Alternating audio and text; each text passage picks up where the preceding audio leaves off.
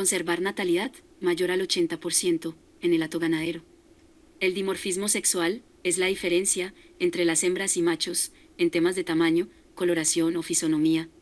Tener en un hato ganadero una tasa de natalidad del 83% es un factor de producción bovina que vale la pena estudiarse de manera continua para conocer la forma de conservar el alto nivel reproductivo y evitar que éste se reduzca.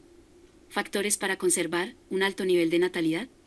1. Efectuar la reproducción estrictamente a través de la técnica reproductiva de monta natural.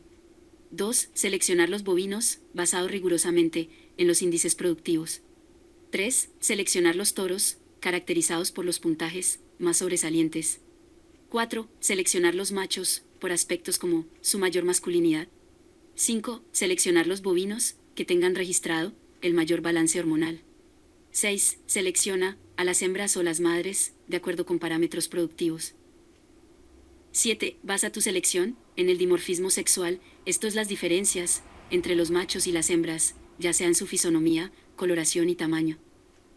8. Elige preferiblemente a los hijos de vacas con excelentes índices de comportamientos reproductivos.